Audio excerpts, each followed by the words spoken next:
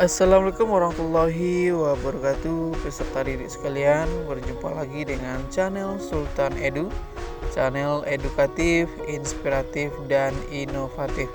Pada pertemuan kali ini kita akan membahas ilmu pengetahuan alam atau IPA kelas 7 semester 2, bab pertama, sistem organisasi kehidupan. Pada pertemuan pertama ini kita akan membahas mengenai sel, baik pada sel tumbuhan maupun pada sel hewan. Baik, sebelum kita lanjut, jangan lupa like, comment, dan subscribe channel Sultan Edu supaya peserta didik sekalian mendapatkan video-video terbaru dari channel Sultan Edu. Pengertian sel. Sel berasal dari kata Latin atau bahasa Latin yaitu cella, yang berarti ruang kecil. Ilmuwan yang pertama kali atau orang yang pertama kali mengemukakan adanya sel adalah Robert Hooke. Pada tahun 1665, ia melakukan pengamatan terhadap sayatan gabus dengan menggunakan mikroskop sederhana. Hooke melihat adanya ruang-ruang kecil yang menyusun gabus tersebut sehingga dinamakannya cella atau sel. Di samping itu adalah gambar alat-alat atau mikroskop sederhana Hooke. Ia melihat sayatan gabus sehingga dia melihat adanya ruang-ruang kecil yang penyusun gabus tersebut. Dan ini adalah gambar atau hasil tangkapan layar mikroskop cahaya yang cukup mutakhir. Kita dapat melihat bagian-bagian sel atau sel itu sendiri seperti nampaknya seperti sarang lebah yang tersusun sangat rapi, yang memiliki ukuran yang hampir sama, bentuk yang hampir sama. Bisa peserta didik perhatikan, ini adalah bentuk sel penyusun baik tumbuhan maupun hewan dan manusia itu sendiri. Sel dapat dibedakan atas. Yang pertama, prokaryotik atau sel prokaryotik merupakan sel yang tidak memiliki membran inti, misalnya pada bakteri dan alga biru. Yang kedua, eukaryotik merupakan sel yang memiliki membran inti, misalnya pada sel-sel hewan dan tumbuhan. Yang kedua, struktur sel. Organisme yang beraneka ragam umumnya memiliki struktur sel yang hampir sama. Secara umum, sel tersusun dari membran sel dan protoplasma. Protoplasma terdiri atas cairan sel atau sitoplasma dan organel-organel sel. Organel merupakan bagian sel yang memiliki fungsi khusus. Selanjutnya, struktur dan organel sel. Yang A, membran sel atau membran plasma. Membran sel tersusun atas fosfor, lemak atau lipid lipoprotein, karbohidrat, dan protein. Membran sel berfungsi mengatur lalu lintas zat yang keluar masuk sel. Membran sel bersifat semi-permeable, artinya membran sel hanya dapat dilewati oleh zat-zat tertentu saja, seperti air, oksigen, zat yang larut dalam lemak, dan ion tertentu. Di samping itu adalah gambar membran sel atau membran plasma ya. Jadi membran plasma ini bersifat selektif semi-permeable, artinya hanya zat-zat tertentu yang dapat melewatinya. Jadi pada bagian membran sel itu ada namanya hidrofobik dan hidrofilik. Hidrofobik ini adalah bagian membran sel yang tidak suka air, sedangkan hidrofilik itu adalah bagian sel yang suka air. Apabila suatu sel membutuhkan zat yang mengandung air, maka aktiflah bagian membran itu yang hidrofiliknya. Sedangkan apabila sel itu memerlukan zat-zat yang tidak suka air, maka aktiflah bagian sel yang hidrofobiknya. Yang B, sitoplasma. Sitoplasma merupakan cairan sel. Sitoplasma mengandung berbagai macam zat, diantaranya protein, lemak, karbohidrat, zat-zat organik, enzim, vitamin, dan hormon. Sitoplasma berfungsi sebagai tempat berlangsungnya reaksi metabolisme sel, karena organel sel terdapat di sitoplasma. Jadi pada gambar di samping, sitoplasma itu adalah cairan pengisi dari sebuah sel.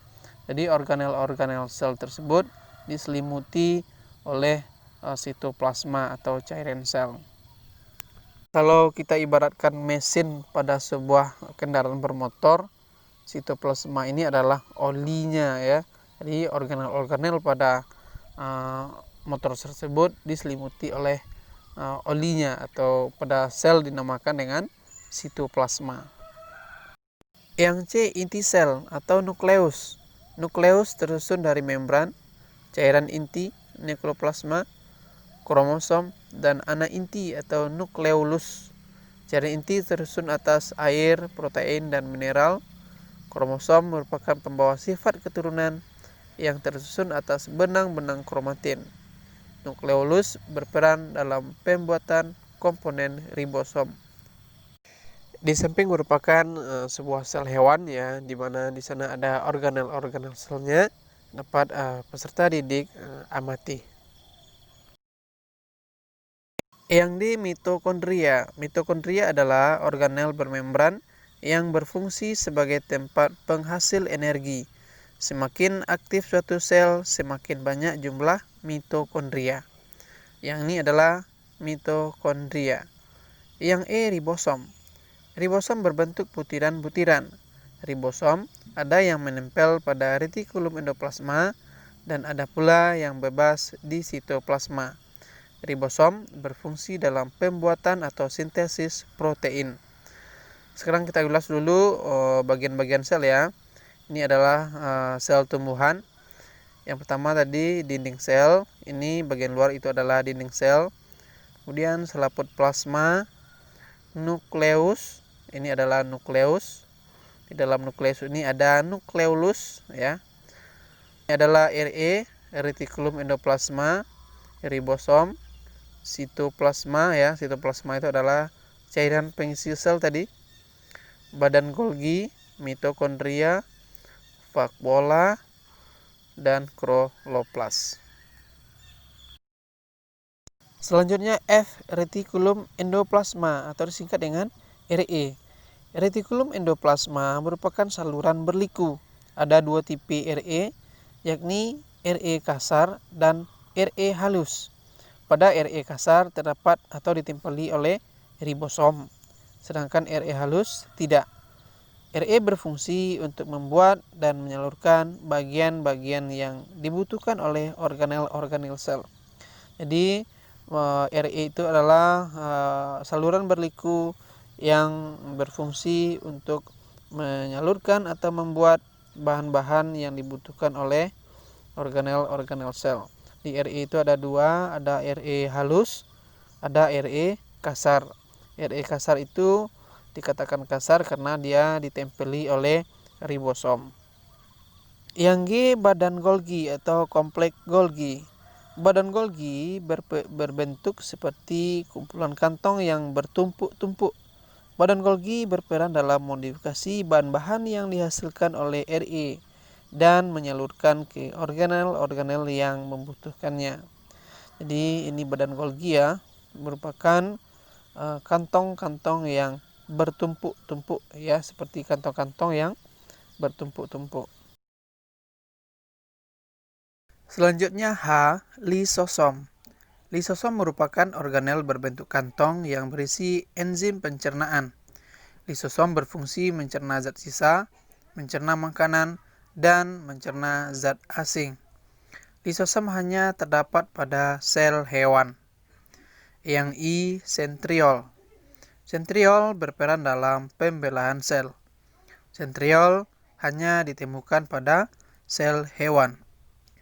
Yang J, vakuola. Vakuola berarti ruang sel. Pada sel tumbuhan, vakuola berukuran besar. Dan pada sel hewan, vakuola berukuran kecil dan terletak menyebar. Pada protozoa, vakuola makanan berfungsi mencerna makanan. dan vakuola kontraktil berfungsi mengeluarkan zat sisa.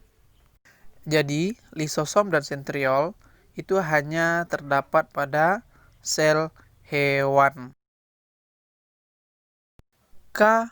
Plastida. Plastida hanya terdapat pada sel tumbuhan. Kloroplas merupakan plastida berwarna hijau karena memiliki klorofil dan berperan dalam fotosintesis.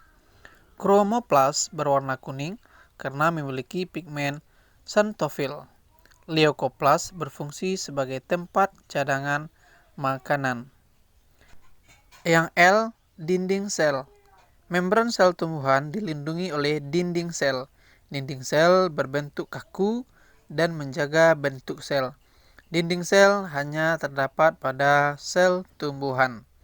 Jadi, pada gambar di samping bisa kita lihat plastida atau kloroplas itu dia terdapat di dalam sel tumbuhan, ya, sedangkan dinding sel juga terdapat pada sel tumbuhan.